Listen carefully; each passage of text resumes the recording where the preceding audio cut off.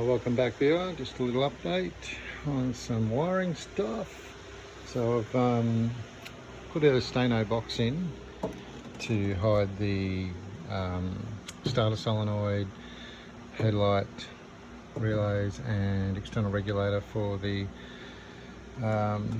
alternator, and put a fuse box in there and a Red Arc 1225D battery charger as well with a solar input. So that's all hidden away in there. It's got the dual start batteries, tidied up the wiring, did a bit of rubber wrap with a Scotch vulcanizing rubber. Also covered a lot of the cabling in this nylon sheath, like a nylon cable sheath. It's just an eBay special. So that size there is 12mm, and then you got 6mm, and then for like single wires, you can, or cables rather, you can just use the 3mm one.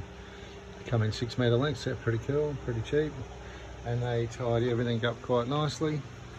Put in a second fuse box here for a few of the issues, power to the back tray, the intercooler fan, that's an updraft fan there, a few other things. So that came up pretty good. So just waiting to get my aircon regassed, and that'll be pretty sweet.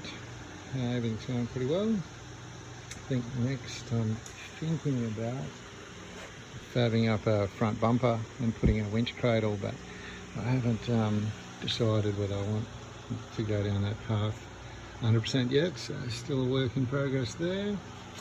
But yeah, that's about it for now. It's looking pretty sweet.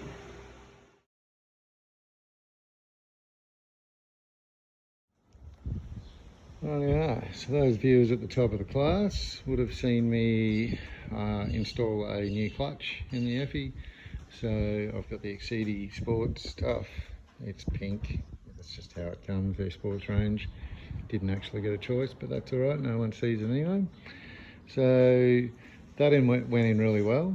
I'm not quite sure what kind of clutch was in there originally, apart from having really bad worn fingers. But it was a very, very heavy pull. I'm guessing it's because old boy Kerry that owned it before me was towing caravans all over Australia. But the clutch pedal action was very, very stiff. Wifey didn't like that much. But anyway, this is a lot lighter, so all good.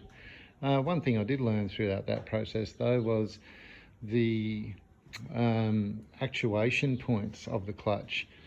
I hadn't played with clutches that much, apart from just whacking in original stuff, and everything just worked. But this time I needed a bit of a play. I had put my foot on the clutch. Clutch had worked fine, about a quarter to half pedal travel. But if I went too far, the clutch re-engaged. So obviously I was over extending the springs and diaphragm on this pressure plate. So I'm sure there'll be clutch people watching. They'll have a very good understanding of that, but I think that's my simple understanding. So I ended up shortening the slave cylinder push rod. So just slide that straight out, cut a bit off, and then mould a dome shape in the end. So it fits back into the clutch fork recess. And you had to do that a few times so that when I did put my foot on the clutch, it actually didn't, if I went all the way to the floor, it didn't re-engage the clutch, which made it very confusing for my wife when she thinks you always have to mash the clutch pedal to the floor to get it to work with the old one.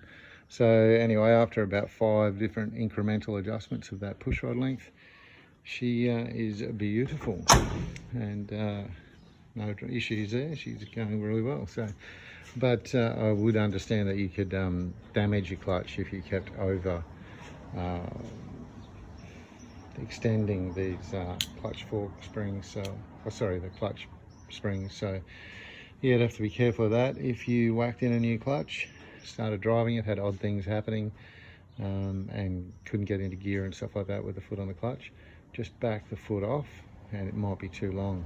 The push rod of the slave cylinder might be too long, but in my case, well, you never know, you could be the other way around and need to extend your slave cylinder push rod.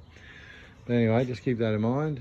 Sometimes it isn't just plug and play, And but anyway, it's all happy days. It's all coming together well. So next.